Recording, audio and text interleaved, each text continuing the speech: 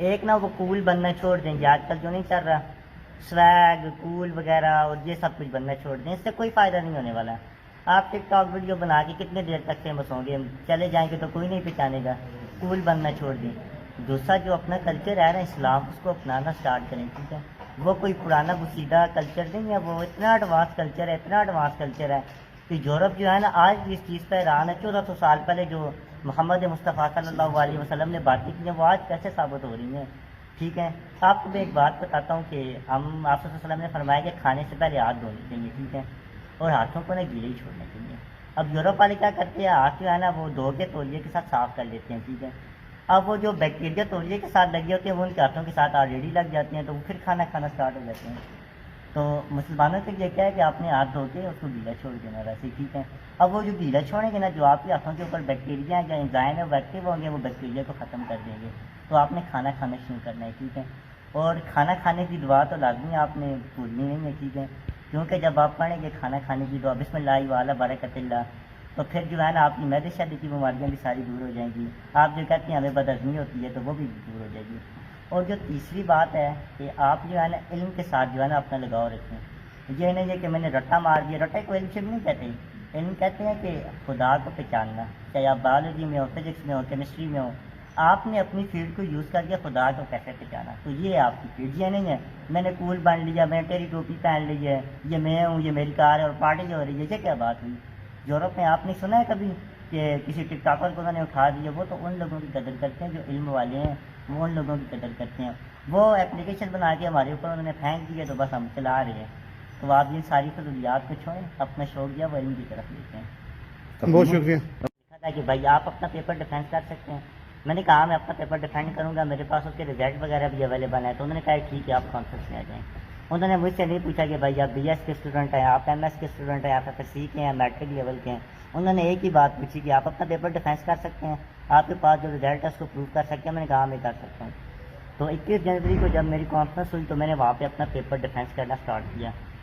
تو انہوں نے جو ہے نا چھوٹی سے چھوٹی چیز کہ بھائی آپ جو گائیڈنس آر این اے دے رہے ہیں اس کی لینتھ کیا ہوگی، کرسپر پروٹین کیا ہے، یا کرسپر پروٹین کام کتنے ٹمپریچر کے اندر کرے گی، آپ جو پروٹوکول دے رہے ہیں وہ بھی 3 اسٹیپ پروٹوکول ہے، اتنی جلدی یہ سب کچھ کیسے ہوگا، آپ ڈی این اے کے ساتھ کلر وغیرہ کیسے بائنڈ کریں گے، چھوٹی سے چھوٹی چیز جو اس ٹیکنیک سے ساتھ ریلیٹڈ تھی۔ تقریباً 4 گھنٹے میں نے اپنے پیپر کو ڈیفینس کرتا رہا ادھر۔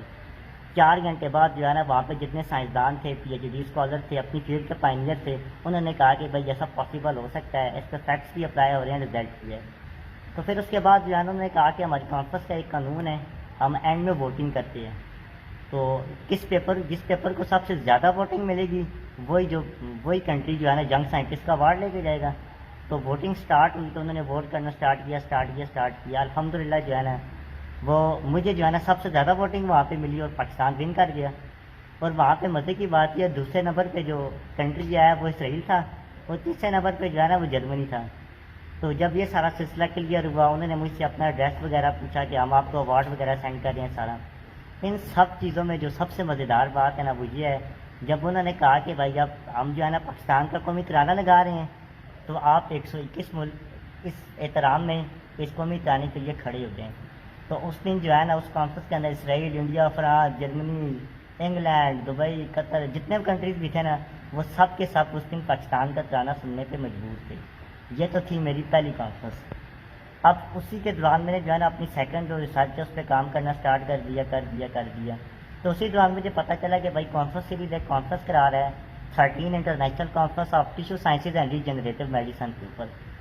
تو میں نے جو ہے نا اس کے اندر اپنا in vitro site specific D N A editing where restriction enzyme والا پیپر سبمٹ کیا۔ انہوں نے ایسے ہی مجھے ٹائم لگا کے اور انویٹیشن لیٹر وغیرہ بھیجا۔ تو انویٹیشن لیٹر کے ساتھ یہ بھی تھا کہ جو انویٹیشن لیٹر پہ اس بندے کا سائن تھا جس کو اس ٹائم پہ اپنی فیلڈ کا آئنسٹائن سمجھا جاتا ہے، اور اس لڑکی کا نام ہے جینیفر اینا۔ اس نے 2013 کے اندر ایک ریسرچ پیپر پبلش کیا تھا کہ بھائی آپ جین کو ہے نا کیسے ایڈٹ کر سکتے ہیں، یعنی ڈی این اے کو جو ہے نا وہ اپنی مرضی سے جس جگہ پہ کٹ لگانا چاہیں تو کیسے لگا سکتے ہیں۔ تو یہ جینیفر ہے نا وہیں سے اٹھانی ہوئی، اٹھاتے تو 2020 میں اس کو جو ہے نا بایو کیمسٹری کے اندر نوبل پرائز مل گیا۔ اب جتنی ساری دنیا ہے نا وہ سمجھتی تھی کہ بھائی جین ایڈیٹنگ کا اس سے اچھا طریقہ اور اینڈ لیول کا طریقہ تو کوئی ہو ہی نہیں سکتا، ٹھیک ہے، ساری دنیا پہ یہ بات پھیل گئی کہ بھائی اس سے اچھا طریقہ اور کوئی نہیں ہو سکتا.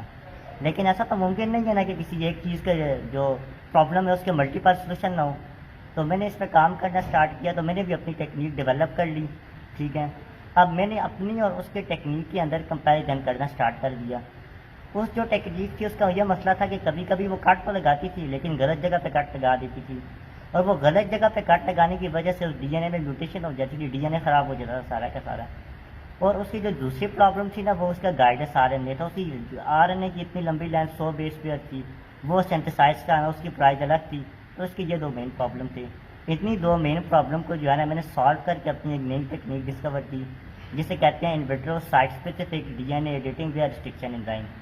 یعنی آپ کے پاس ڈی این اے ہے، آپ کے پاس ڈی این اے کا ایک فریگمنٹ ہے، آپ اس کو انٹروڈیوس کرائیں گے، آپ میری پروٹین ریسٹرکشن انزائم کو انٹروڈیوس کرائیں گے، تو آپ کو جو ہے نا جہاں پہ بھی آپ کٹ لگانا چاہیں ڈی این اے کے اندر وہ ایگزیکٹ آپ کو کٹ لگا کے دے گا. اسی چیز کو ویریفائی کرنے کے لیے میں نے جو ہے نا اسٹینفورڈ میڈیسن سے بھی کانٹیکٹ کیا. انہوں نے میرے ایکسپیریمنٹ پرفارم کیے تو انہوں نے مجھے رزلٹ بھیجے، تو مجھے پتہ چلا کہ ہاں بھائی، انہوں نے کہا کہ ایسا پاسبل ہو سکتا ہے. ٹھیک ہے، تو میرے پاس ایک فیکٹ یہ بھی ہو گیا. ٹھیک ہے، تو اب میں کانسس کے اندر گیا، وہاں پہ کانسس کی جو ٹوٹل ٹائم تھا نا وہ 5 گھنٹے تھا، اور میری جو جینیفر اینا کے ساتھ ڈسکشن تھی نا وہ صرف 3 گھنٹے کی تھی. وہ 3 گھنٹے بعد جا کے مانی ہے کہ بھائی تمہاری ٹیکنیک میری ٹیکنیک سے بہتر ہے.